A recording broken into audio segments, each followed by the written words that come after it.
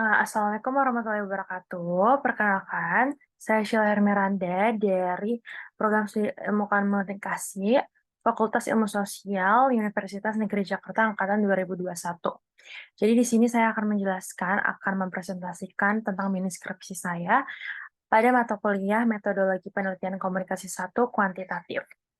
Judul yang saya ambil yaitu efektivitas media sosial TikTok sebagai media edukasi dan informasi lifestyle bagi generasi Z.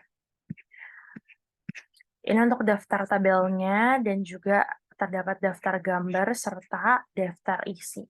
Untuk daftar isi terdapat bab 1 pendahuluan, bab 2 landasan teori, bab 3 metode penelitian dan juga daftar pustaka.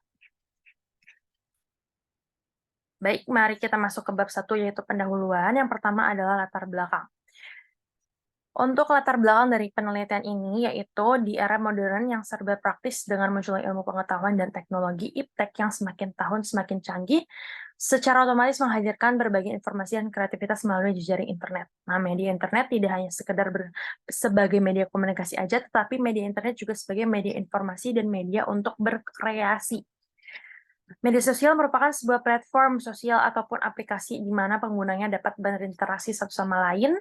Partisipasi artinya pengguna dapat dengan mudah berinteraksi satu sama lain dengan cara berbagi informasi, membuat gambar berupa konten atau informasi yang dikirimkan kepada orang lain. Gitu. Selanjutnya kita masuk ke perkembangan teknologi digital. Itu semakin berkembangnya teknologi digital semakin juga berkembang akomodasi-akomodasi seperti tempat hangout, terutama untuk Gen Z. Media sosial menjadi salah satu media untuk mendapatkan informasi tersebut demi memenuhi kebutuhan para generasi Gen Z. Yang notabene itu tertarik dengan lifestyle yang menarik, unik, dan juga estetik. Terus untuk selanjutnya lagi, masuk lagi ke banyak kalangan Gen Z di luar sana yang selalu up to date dengan informasi masa kini yang didapatkan dari media sosial terkait lifestyle dan juga rekomendasi tempat-tempat dan juga yaitu seperti konten-konten yang banyak diminati dan dilihat oleh kalangan Gen Z yang tidak ingin ketinggalan zaman seperti itu. Jadi banyak banget konten-konten yang ada di aplikasi TikTok yang bisa tonton oleh generasi Z untuk memenuhi kebutuhan gaya hidup atau sebagai edukasi, ya kayak seperti itu. Nah, di sini ada tabel grafik pengguna aplikasi TikTok di dunia tahun 2023. Dan di Indonesia itu menempati posisi kedua setelah Amerika Serikat. Jadi sudah terlihat sekali bahwa Indonesia itu memang banyak pengguna TikTok-nya di tahun 2023 seperti itu. Lalu lanjut kita ke perumusan masalah. Di sini ada masalahnya itu ada satu, bagaimana urgensi efektivitas media sosial TikTok sebagai media edukasi dan juga informasi lifestyle bagi generasi Z. Yang kedua, apa saja jenis konten edukasi dan juga informasi lifestyle yang banyak generasi Z minati dan kenapa? Dan yang ketiga, faktor-faktor apa saja yang membuat para generasi Z terlibat langsung dalam menggunakan media sosial TikTok, media edukasi, dan informasi lifestyle. Tujuan penelitiannya yaitu, satu, untuk mendapatkan informasi terkait pemanfaatan media sosial TikTok sebagai media edukasi dan juga informasi bagi generasi Z. Yang kedua, untuk menganalisis jenis-jenis konten edukasi dan informasi lifestyle seperti apa yang banyak generasi Z minati. Lalu yang ketiga itu untuk menganalisis faktor-faktor yang membuat para generasi Z terlibat langsung dalam menggunakan media sosial TikTok sebagai media edukasi dan juga informasi bagi generasi Z. Dan manfaat penelitian ini ada dua, ada manfaat teoritis dan juga praktisi. Nah, teoritis ini agar menambah dan mengembangkan wawasan ilmu pengetahuan penulis terkait perkembangan teknologi dan juga informasi di dunia digital. Yang kedua, ada hasil penelitian itu diharapkan menjadi sebuah pengetahuan baru bagi seluruh masyarakat terkait media sosial yang semakin berkembang. Terus manfaat untuk praktisinya itu bagi pengguna aplikasi TikTok dapat memanfaatkan sarana media sosial sebagai sumber pengetahuan, edukasi, dan juga informasi terkini, serta semakin berkembang dalam memanfaatkan media sosial TikTok untuk berkreasi. Lalu ada bagi praktisi, yaitu penelitian ini diharapkan mampu memberikan informasi mengenai pemanfaatan media sosial TikTok sebagai media edukasi dan juga informasi yang sedang berkembang dan juga terkini. Lalu kita masuk ke bab 2 ada landasan teori, ada konsep. Nah, konsep yang konsep pada penelitian ini yaitu ada diffusion and innovation theory. Nah, teori diffusi inovasi merupakan teori yang dapat memberi penjelasan bagaimana sebuah ide baru berkembang dan dicerna oleh masyarakat. Lalu, terdapat beberapa aspek dari teori ini yang sesuai dengan pemanfaatan aplikasi TikTok sebagai media edukasi dan juga informasi lifestyle bagi generasi Z. Ada satu, adopsi inovasi. Nah, jadi adaptasi inovasi dari media sosial TikTok sebagai media edukasi dan juga informasi bagi generasi Z. Semakin berkembangnya aplikasi TikTok, semakin berkembang dan juga berkreasi pula isi konten yang ditunjukkan. Hal ini sebenarnya tergantung dari individu masing-masing. Dalam hal ini pendidik, karena proses adopsi atau mencerna adalah proses yang terjadi sejak pertama kali seseorang mendengar sesuatu yang baru sampai orang tersebut terapkan, seperti itu. Terus setelah itu,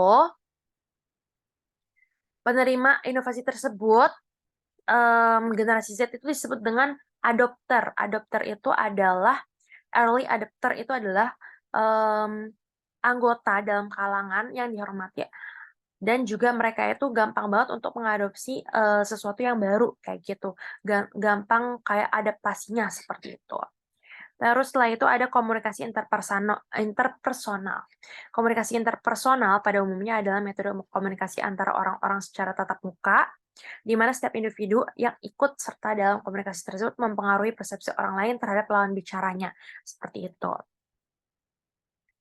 Dalam hal komunikasi interpersonal, aplikasi TikTok menjadi salah satu platform terjadinya komunikasi interpersonal tersebut. Mayoritas pengguna TikTok adalah generasi Z yang memungkinkan untuk berbagi video dan konten dalam mengenalkan ide, informasi, dan juga lifestyle dengan teman-teman sebayanya. TikTok juga memiliki ciri khusus atau karakter yang sangat memberikan pengaruh besar bagi para penggunanya. Dan biasanya kalangan remaja sudah mempunyai berbagai jenis smartphone, seiring dengan kuota internet remaja bisa mencari apa saja di TikTok, seperti itu. Kalangan generasi Z, jika tertarik dengan konten yang mereka lihat dan menurut mereka itu konten tersebut menarik, mereka akan memberikan komentar kepada konten-konten tersebut dan memberikan feedback dengan cara like dan share. Bahkan mereka akan stitch video tersebut untuk memberikan tanggapan atau komentar. Seperti itu. Lalu kita masuk ke keuntungan relatif. Jadi di keuntungan relatif di sini yaitu keuntungan bagi pembuat konten atau konten kreator dan juga audiens. Jadi, keuntungan itu yang didapatkan dari aplikasi TikTok tersebut berupa konten hiburan, wawasan, atau informasi yang relevan dengan lifestyle generasi Z. Nah, keuntungan yang didapatkan dari beberapa konten yang terdapat di aplikasi TikTok ini yaitu menguntungkan pada kedua belah pihak. Pihak pertama yaitu pembuat konten. Mereka dengan membuat konten tersebut, misalkan konten tersebut itu viral, konten mereka itu dapat meningkatkan engagement jika konten yang ia publish pada akun TikTok itu viral dan juga banyak yang menonton. Terus mereka akan mendapatkan keuntungan lain yaitu banyak dikenal, dapat mengembangkan skill kreativitas dengan membuat konten, keuntungan pada aspek finansial, dan keuntungan menjadi pribadi yang dapat memberikan pengaruh baik untuk audiensnya. Nah, kalau untuk pada para kalangan Gen Z, keuntungannya yaitu mereka mendapatkan informasi seputar lifestyle sebagai acuan untuk mengembangkan tren terkini, selalu up to date, terus dia juga mendapatkan informasi edukasi, seperti misalnya banyak sekali konten-konten yang yang bisa mengedukasi para kalangan Gen Z seperti masalah mental health, atau seperti lowongan pekerjaan, tips wawancara kerja, tips sukses untuk mendapatkan pekerjaan di sebuah perusahaan yang besar, dan lain-lain. Selanjutnya ada New Media Theory. Nah, untuk New Media Theory ini terdapat aspek lagi yaitu partisipasi aktif untuk para pengguna TikTok. Jadi kalau misalkan mereka itu menggunakan TikTok, mereka jadi ikut berpartisipasi, seperti mereka juga dapat berkreasi, terus termotivasi untuk membuat TikTok, dan juga mereka dapat menyebarkan jika konten tersebut mengedukasi untuk mereka akan menyebarkan konten tersebut ke teman-teman sebaya mereka, dan lain-lain. Lalu selanjutnya ada pemfilteran informasi. Nah, untuk selanjutnya lagi ada media edukasi. Jadi, teknologi modern seperti video telah digunakan untuk mengembangkan media pendidikan.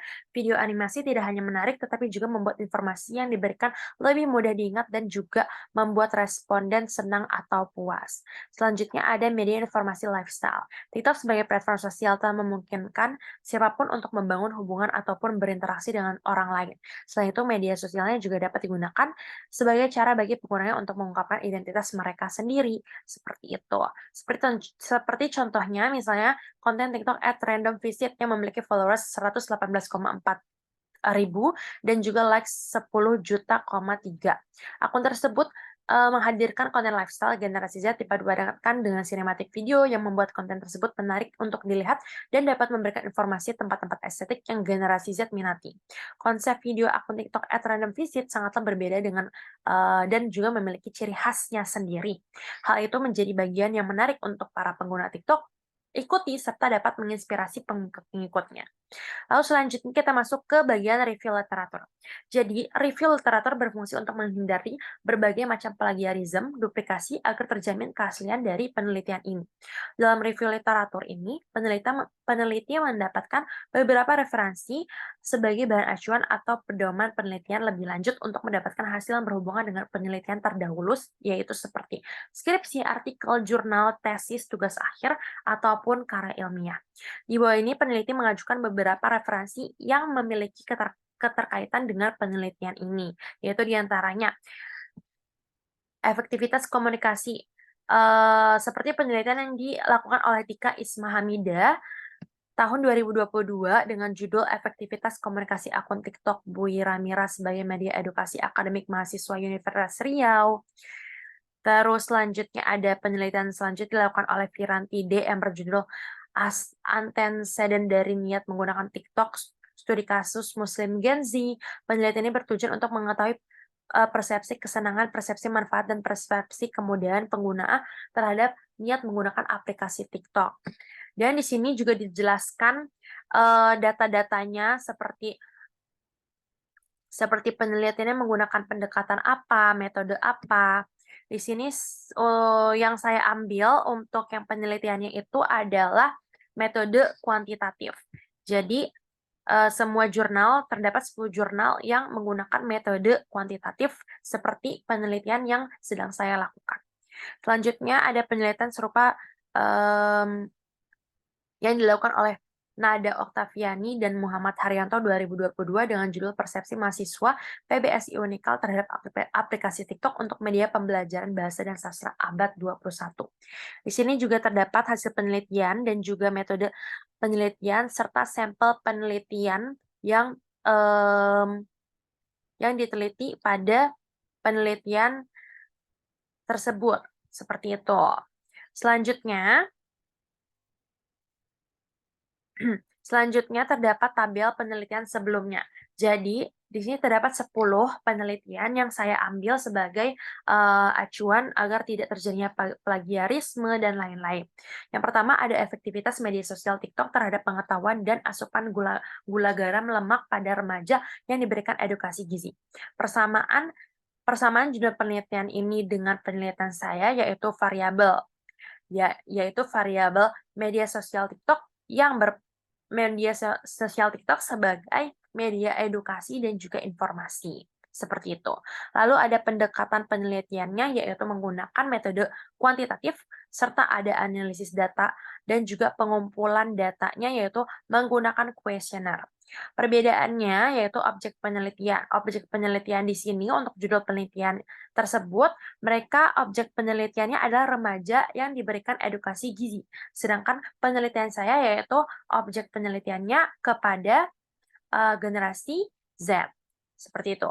Untuk teknik samplingnya juga berbeda. Untuk judul penelitian ini tidak menggunakan teknik sampling non-probability yang saya teliti seperti itu.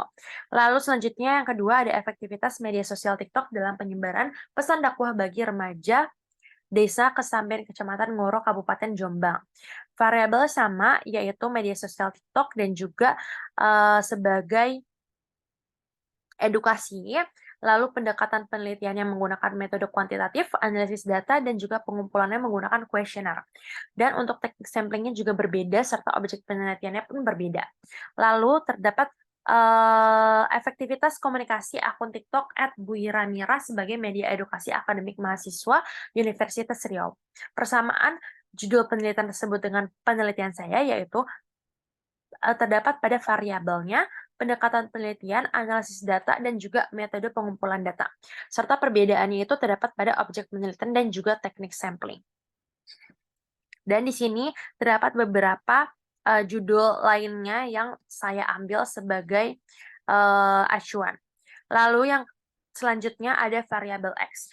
Variabel X bebas merupakan variabel yang menjadi sebab berubahnya atau timbulnya variabel terikat.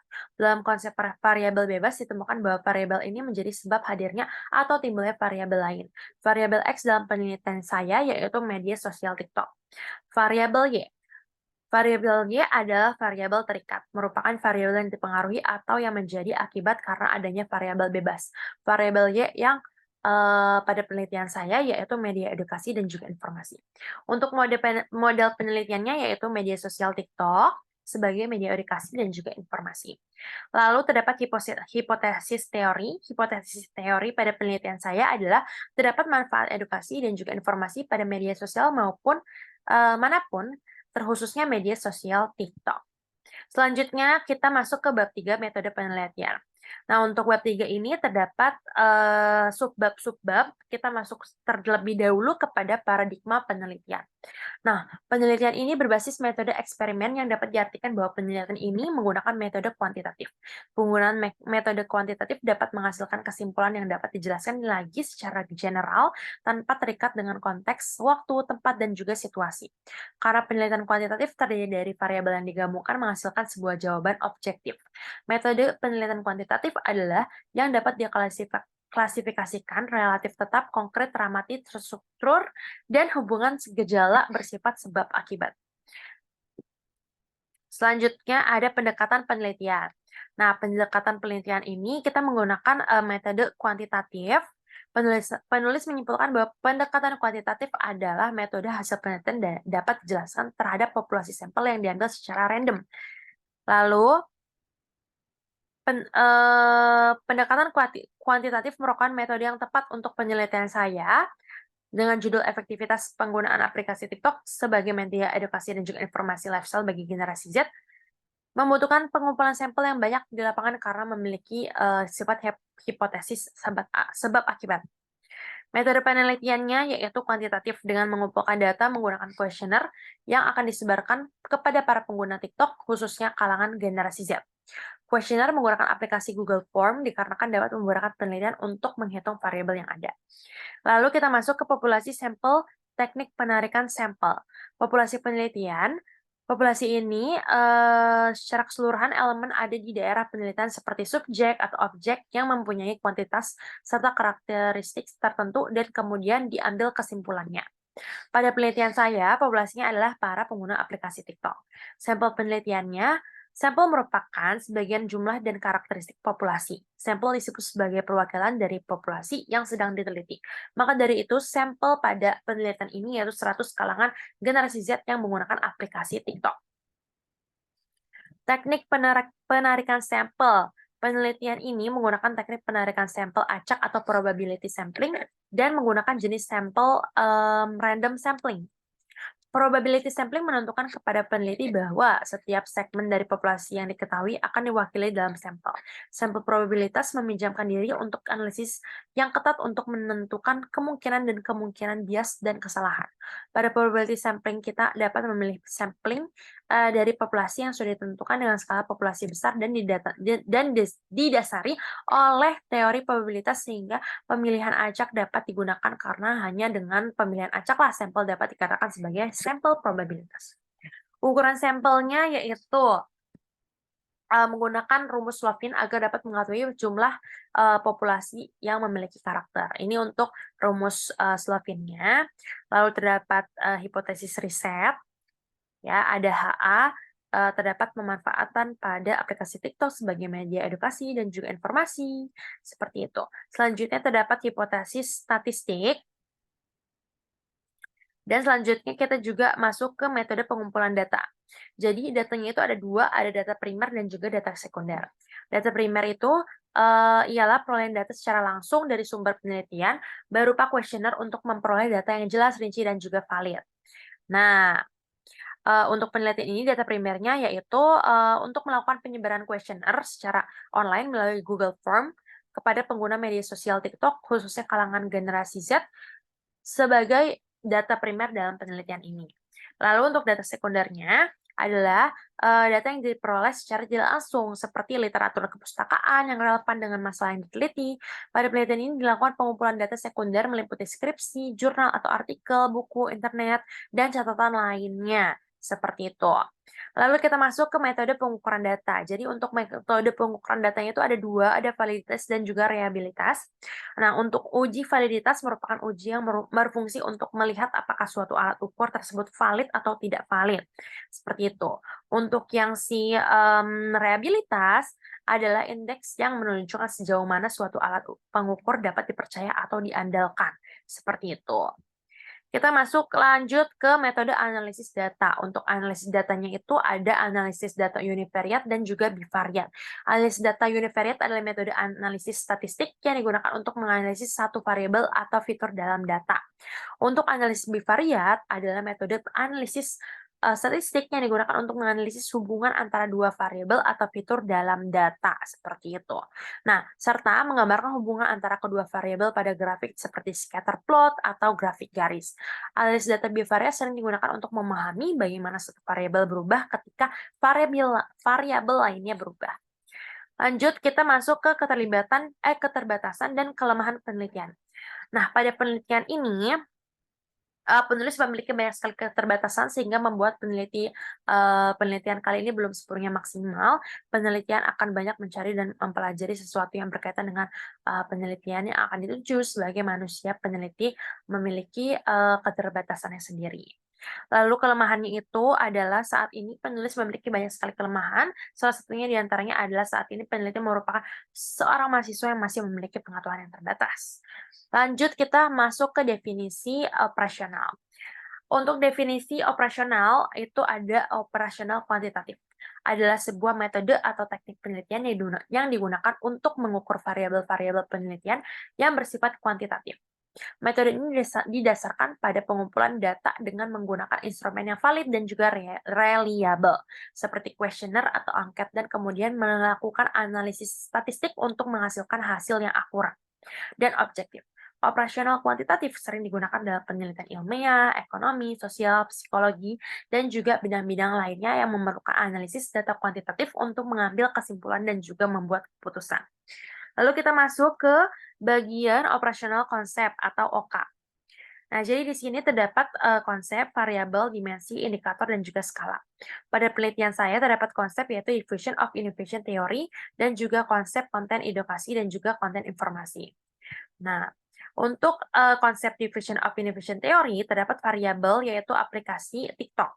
Dimensinya itu terdapat adopsi inovasi, komunikasi interpersonal, dan juga keuntungan relatif. Nah, indikatornya untuk adopsi inovasi indikatornya yaitu mengetahui keputusan pengguna menerima atau menolak pengguna aplikasi TikTok untuk menerapkan suatu inovasi gitu. Yang kedua, mengetahui minat pribadi dan juga konteks pengguna dalam mengadopsi teknologi dan juga inovasi baru. Untuk yang kedua, dimensi yang kedua ada komunikasi interpersonal. Indikatornya yaitu jumlah followers dalam bentuk kontribusi dan penyebaran, motivasi dalam mengembangkan ide, feedback yang diberikan pengguna. Lalu dimensi yang ketiga ada keuntungan relatif. Indikatornya itu banyaknya pelopor konten kreator karena perkembangan yang terjadi. Yang kedua, keuntungan yang didapatkan dari dua pihak yaitu membuat konten dan juga audiens. Lalu selanjutnya kita masuk ke konsep konten edukasi dan juga informasi dengan variabelnya adalah media edukasi dan juga informasi. Untuk dimensinya itu ada knowledge level, participation and interaction, skala evaluasi, dan juga behavioral change. Untuk knowledge level, indikatornya yaitu mengukur peningkatan pengetahuan Gen Z setelah terpapar pada konten edukasi. Yang kedua, mengukur pemahaman Gen Z dalam menjelaskan konsep dan informasi yang dipelajari. Yang ketiga, mengukur tingkat keberhasilan keterampilan Gen Z dalam konten edukasi. Lalu kita masuk ke dimensi participation and interaction. Untuk indikatornya yaitu yang pertama, informasi jumlah komentar pada konten edukasi dan juga informasi. Yang kedua, informasi jumlah share pada konten edukasi dan juga informasi. Yang ketiga, penggunaan fitur interaktif oleh Gen Z. Lalu untuk yang dimensi ketiga ada skala evaluasi. Indikatornya yaitu mengukur tingkat ketertarikan terhadap konten dengan jumlah like. Yang kedua, mengukur kepuasan Gen Z dalam konten edukasi dan juga informasi. Lalu dimensi yang terakhir ada behavioral change. Untuk indikatornya yaitu yang pertama tindakan langsung Gen Z pada perintah dalam konten, yang kedua mengukur tingkat keterampilan Gen Z terhadap konten. Nah, untuk skalanya itu kedua dari konsep ini skalanya adalah interval. Baik, baik terima kasih. Sekian presentasi saya untuk mini skripsi dengan judul efektivitas media sosial TikTok sebagai media edukasi dan juga informasi lifestyle bagi generasi Z. Apabila terdapat kesalahan, mohon maaf. Wassalamualaikum warahmatullahi wabarakatuh.